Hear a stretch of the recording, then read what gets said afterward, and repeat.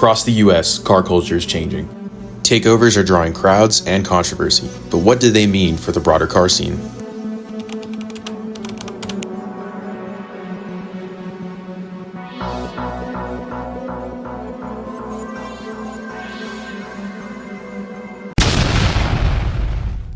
Okay, fine.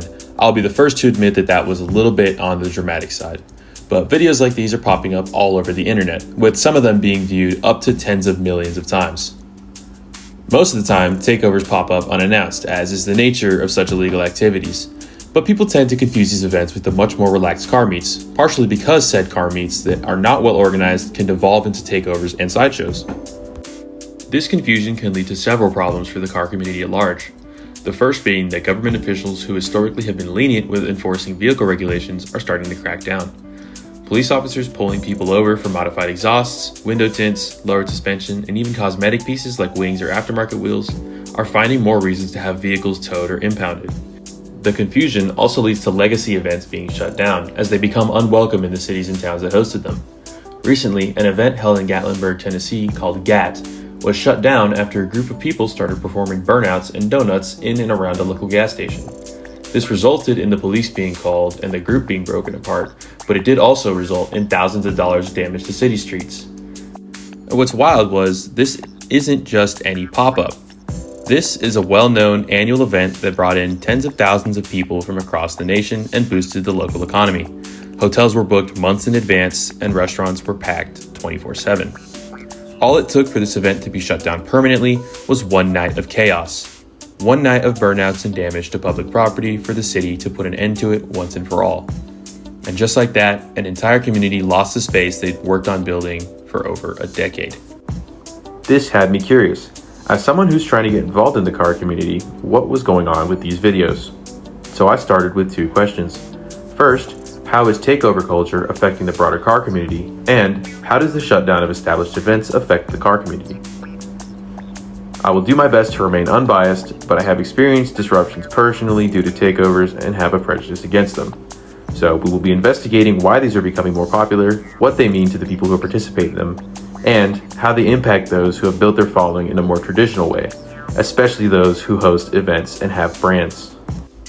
To find out, I took to Instagram, a major hub for car enthusiasts, as it would surely be an easy way to reach out to a diverse group of creators, from grassroots builders to people with established shops to entire aftermarket brands. I messaged almost 100 separate accounts. Now, for the sake of privacy, I will not be showing the usernames of people I interviewed, as I made sure they were aware this was for a project and would be publicly released on YouTube. Those who did want their usernames, I declined to include their information and let them know as well.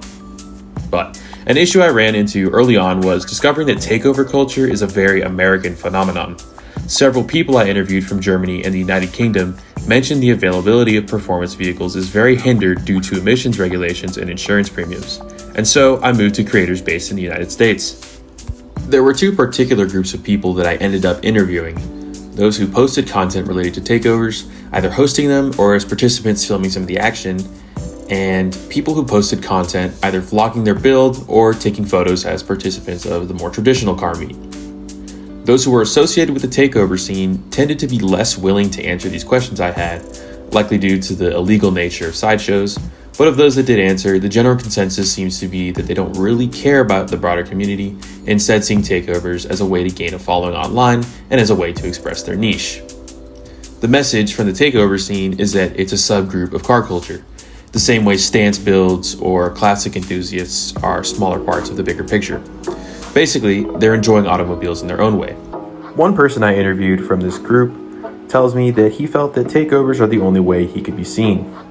He stated that, "I don't have the money for a crazy build that'll get views, but I can slide a G35 and it's pretty cheap." Now, in very stark contrast, those whose content is centered around the vehicles themselves and hosting chill meets are seemingly at war with the takeover crowd.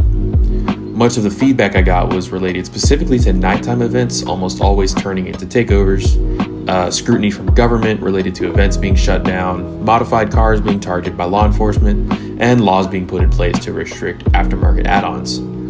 The consensus is that the takeover scene is destroying car culture due to these issues. It makes it harder to organize meets, harder to fight for freedom to modify vehicles, and harder to defend oneself from the justice system. One creator even told me, "We just want to have a chill meet where you can talk to people about their builds, make friends, build connections, all without being lumped into the chaos and lawlessness of a takeover." One guy I messaged who runs a small detailing business stated that he used to hand out business cards at meets to try and gain some more customers, but now he avoids large nighttime events altogether. "It's not worth it," he told me. "You never know when someone's going to start rev bombing and unleash hell." But when the line between takeover and meet gets blurred, it becomes hard for law enforcement and the public to tell the difference. All they see are loud cars. It seems like there's a great deal of tension between these groups. One side emphasizes community, craftsmanship, and connection, and the other emphasizes spectacle and followers. Some see takeovers as a form of expression. Others see them as a selfish act. Some see them as a way to gain a following. Others see them as erasing the values that built the scene in the first place. So what happens next? People are optimistic that the car scene can evolve without losing its roots, but pessimists may say that there's not enough action being taken. People also encourage hosts of takeovers to do so on private property, in big empty lots or at racetracks. But as more and more tracks get shut down, it leaves people with fewer options for venues, so they take to the streets instead, which only compounds the issue of the public's view of the car scene and gets even more tracks shut down. And then there's the issue of the hype itself. Why do these videos gain so much attention? And what can be done about it? The takeover scene thrives on virality. The crazier the video, the more likely it is to blow up. So how does the legacy car community ensure that the loudest voices don't drown out the enthusiasts building quietly in the garages? For the old guard, it feels like something's being lost. It's not that they don't understand the hype, it's more that the respect that comes with a cool build is being drowned out by the internet's morbid curiosity. The scene is changing, and nothing can stop that. The question is, how do you rally millions of people to agree on change that will benefit the future of car culture? I'm not here to offer solutions. The problem is extremely complex, and I'm tempted to say likely will only be remedied with the dying out of the car scene in pop culture. This project is to compare and contrast the perspectives of those involved. Takeover culture is changing the car scene, whether the OGs like it or not. I wanted to understand this divide.